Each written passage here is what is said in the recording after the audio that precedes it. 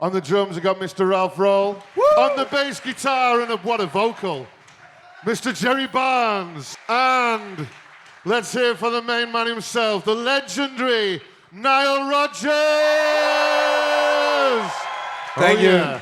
And asking the questions, our very own Mr. Paul Lester. Let's hear it for him. All right, Paul, turn around, bro. There you go. All right, there you go. It's the new camera. It's great. Yeah. So if we could start this story at the end, which is in 2017, and your induction, well, your award for musical excellence at the Rock and Roll Hall of Fame in April. Is that the ultimate recognition at last for you? I mean, do you feel like that's the one you've been waiting for? That is some serious bullshit. Ralph and Jerry, what's it like to be in a band with the great Nile Rodgers? I don't want to get emotional. Do get emotional.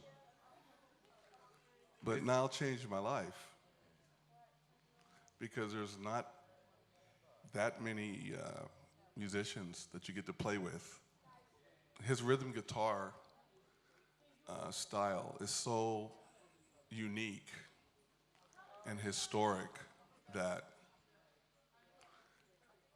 to sum it up, it's like playing with a record that you listened to as a kid, but it's really in your face. It's like a weird dream fantasy come true. I never thought I would play with him. 2017 isn't just the year that you get the award, but it's the 40th anniversary of your start as CHIC. But when you think about it, CHIC as a band, what we accomplished was in just 2 short years. 2 short years. I mean, between 1977 and 1979. We're just talking about one little band doing, Jesus Christ, I Want Your Love, He's the Greatest Dancer, Dance, Dance, Dance, We Are Family, Good Times, just because we never stop working. We just make records every day. It all happened rather quickly. We were a rock and roll band trying to figure out cool stuff to do. My girlfriend at the time loved this band called Roxy Music. So she says, you know, nah, let's go check out Roxy Music. And we could get like free drinks any place she went. So let's go. So we went to this joint called like the Roxy Theater, and the band was called Roxy Music. But Roxy Music got dressed up in beautiful couture clothing. And I had never seen that before. I was like, whoa. So I, as a musician, took this as a completely immersive artistic experience in rock and roll. And I was like, we got to do the black version of that. I called Bernard and said, man, I just saw some shit you won't believe. Rock dudes getting dressed up. They put on clean clothes to do a show. It was amazing. We got to do this. Because at that time, there was a movement in New York called the Buppy movement, the Black Urban Professional Movement. And there were supermodels and everybody was beautiful. So we started putting the band together. And the first person we hired was Tony Thompson. And then the second guy we hired was this guy named Rob Sabino. Rob Sabino's best friend was a dude named Ace Frehley. And Ace Frehley was in a band called Kiss. And they were doing all this dress-up stuff too. So they didn't have a record deal. We didn't have a record deal. They were getting dressed up in their way. We were getting dressed up in our way. And all of a sudden, the Roxy, Kiss, CHIC thing came together. We all had 4 letters in our name, all uppercase. Made perfect sense to us. And then the very first song I wrote was, so I had these hip jazz chords.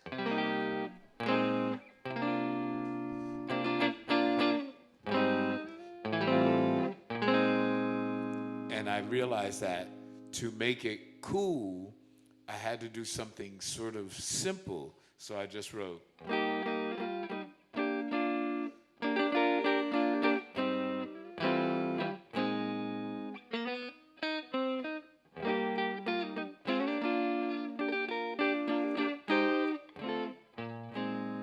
And then we would just sing something simple like, everybody dance, do-do-do-do, clap your hands, clap your hands. And there you go. It wasn't in the early days where record companies were a little bit perplexed and they didn't know what to do with this incredible new music. Did you experience some of that? Record companies never know what to do. They're always perplexed because I'm not really beating up on them. But the thing is that when you're doing something new and you're trying to do something new, it takes a while for it to set in. It takes time for music to digest. When it comes to marketing music, they would always say that the most important thing with music is repetition, because the more people hear it, the more they start to understand it. And that's why everybody wants heavy rotation on the radio. Work, work, work, work, work, work. Work, work, work, work, work, work, work. Work, work, work, work, work. Actually, talking of repetition, I think you told me once that you went to a club and they did play Everybody Dance about 20 times in a row. Yeah, like about 90 minutes or so. It was like the greatest day of my life. When I wrote Everybody Dance, honestly, I had no money. We did the whole session for $10. Radio City, which is a big venue in New York, used to have 2 shows in the old days. So between shows, we ran to this session where my friend worked for free. He gave the guy, elevator operator, $10 to ferry us up and downstairs and not tell the boss. And we cut the record, and then we went back to Radio City. I never even had any money to get a copy of it. They didn't, man, I'm a fucking old guy. They didn't even make cassettes yet. So you couldn't even make a cassette to take home. You had to make an acetate, right, or a reel-to-reel. That was it. So I never heard Everybody Dance again until I went to his club, and they were playing Everybody Dance. I went, that's my song they're playing. And the whole place went, like, play the bass line, Jerry. They would go. And the people went, ah! When I walked in, I went, woo! That's my song! That's my song! And honestly, they responded to that bass line like that. They were screaming, and I was like, that's my shit. And that was the first time I heard it outside of the studio that I recorded in. Absolute true story. The other day, I told someone for the first time, not for the first time, because I'm very honest about this, but I told him that Good Times was our homage to Hollywood Swingin'. And he looked at me and went, what? And I said, yeah, Hollywood Swingin', because so they think of all the intro and all that other shit. Dun, dun, dun, dun, dun, dun, dun, dun, dun, dun, dun. Not that fucking part. The part that goes boom, boom, boom, doom, doom, doom. So we went doom, doom, doom, boom, boom, boom, boom. But we don't copy it. We fool with it. Can you remember the moment that Bernard came out with that walking bass line? Hell yeah. Hell yeah, I remember it like it was yesterday. The truth is that we had tried to put a walking bass line over hundreds of songs. They just never worked before. Well, what happened was, by the time we got to Good Times, remember, CHIC only lasted a couple of years. In those couple of years, we wound up going from being totally broke to having Ferraris, Maseratis, blah, blah, blah, in no time at all. So it was quite common to be late to the studio. And Bernard was being later and later. He had balanced, you know, he had to balance 2 lives and stuff. So we were in the studio jamming, and Bernard was late. So by the time he walked in, we were already playing. Dun, dun, dun, dun, dun, dun, dun, dun, dun, dun, dun, dun, dun, dun, dun, dun, dun, dun. But that was the first time he heard it. So it sounded cool to him. So he started imitating me, just going boom, boom, boom. Boom, boom, boom, boom, boom, boom, boom, boom, boom. And I just screamed over Tony, who was playing loud as shit. He always played loud. I just went, walk, walk. He went, what? I said, walk, walk, motherfucker, walk. And he went, boom, boom, boom, boom, boom, boom, boom, boom, boom, boom, boom, boom, boom. So we were playing.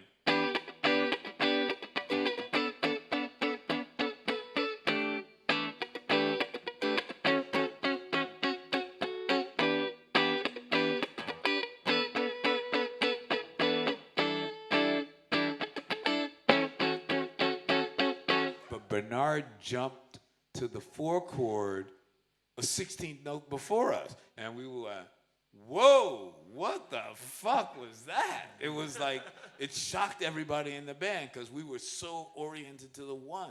The bass drum is doing this. Go ahead, Ralph, play with me. 3, 4.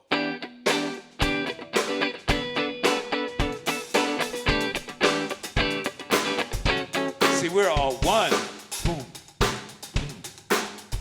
And then now Jerry play it and show it.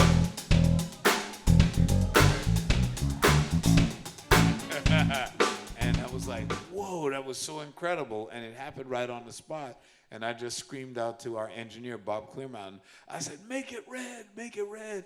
And we just had the simple little chart, and we just played it down one time. Boom, good times. Done. Nile. And what about David Bowie? We come to at the end of the interview. But was there a record that Bowie had heard of yours that particularly made him want to work with you? So Billy and I, we walked into the club, and he goes, bloody hell, this is David fucking Bowie. Because that's how you guys used to pronounce his name. It was Bowie in the old days. He only changed it to Bowie later since we got so Americanized, but he was David Bowie. And Billy barfed when he went bow. He went, fucking bloody hell, that's David fucking Bow. And then he pulled the coolest move ever. He went, how you doing, mate? And then David and I were engrossed in conversation all night. We just talked and talked and talked about jazz. And when we did Let's Dance, after Bowie and I were experimenting, going to this museum and that place with different record collections, he came to my apartment one day, true story, and he was holding something behind his back. And he goes, nah, darling, I want my record to sound like this. And it was a picture of Little Richard in a red suit with red hair hanging like down to there, getting into a red Cadillac convertible. I knew what he was saying. He wanted a record that wasn't retro, a record that looked like that picture. And that picture looked like it was from the future, even though you can tell the year of the Cadillac. And I got it. I says, oh, I dig. You want an evergreen record. That's the word, evergreen. I want it to sound like if a band made Let's Dance today, it would sound like a new record. And I got it. And then he comes to my room. I go to Switzerland, and he pulls this move on me. After showing me that hit picture, check this out. I love this. And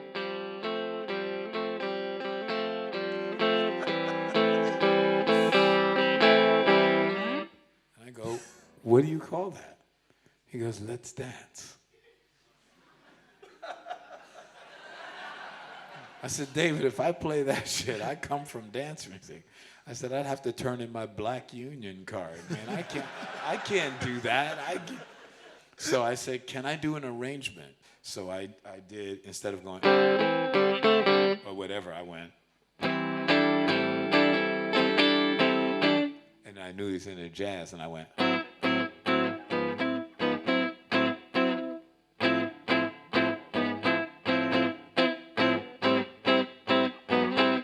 That sounded cool to him. It sounded cool to me, but it wasn't right. It was like, so then I moved it up just a half step to,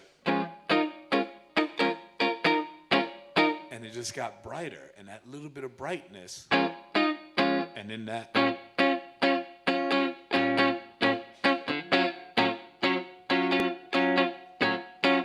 got cool as shit. And then I said, whoa, what if I put it up an octave?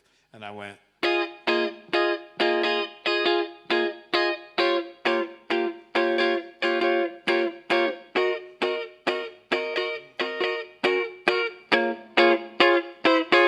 I got into the shit. And I got a stick going.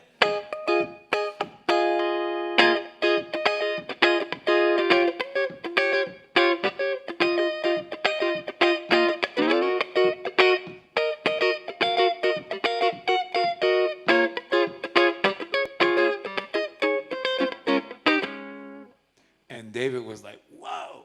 And I remember saying to him, this was awesome. I says, David, did I make it too funky? And he went, Nile, is there such a thing? And I just thought, man, you are the coolest motherfucker that has ever walked the planet Earth. That is the best answer ever. Can you ever be too funky? So David and I just happened to walk in the studio while Bob Clearmountain was just getting his delay time set up. And then he put that delay time that he had on the snare on the guitar. And it was like, And he wasn't thinking that the record was gonna go like that. He was just timing it out. And I got fucked up. I was like, whoa. It wasn't like the funky thing that I was doing. I just went, and it ding, ding, ding, ding, ding, ding, ding, and I was like, whoa.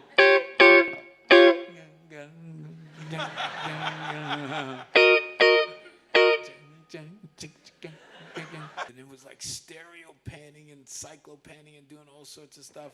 And Bowie and I flipped. And we just had the band play, and I played this simple thing. And we realized that it felt like we were making history. We actually knew it right on the spot. Yeah, the Bowie album was big, the Madonna album was big. You'd had #1 hits with Good Times, you had huge hits with Le Freak. I can't think of many other artists, though, that 35 years later would have had their biggest ever hit, which is what you did in 2013 with Daft Punk's Get Lucky. Yeah. Yeah. I mean, how did the Robots get in touch, and what was the idea behind that? Daft Punk called me, and they said, Nile, we want to come up and play some demos for you. They came to my apartment, and they were like, we really think of this as our first studio album, because everything else was done in their bedroom. They asked me the magical question, how did you guys do CHIC records? That's all you had to ask me. I was like, turn all that other shit off and let me play by myself. Just give me the drums and let me play by myself.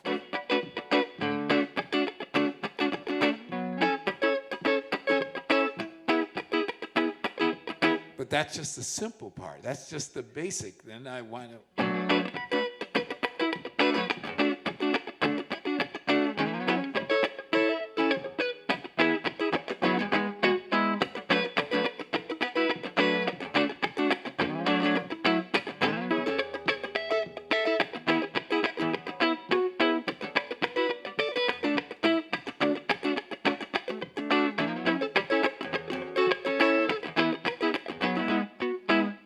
And like all that kind of stuff.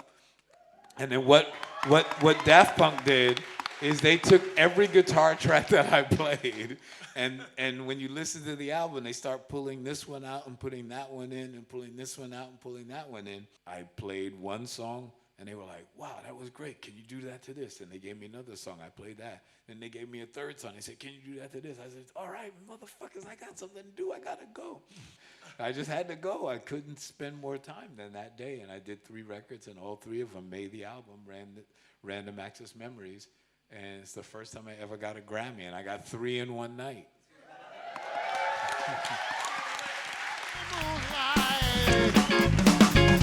The serious moonlight. Come on now. Woo.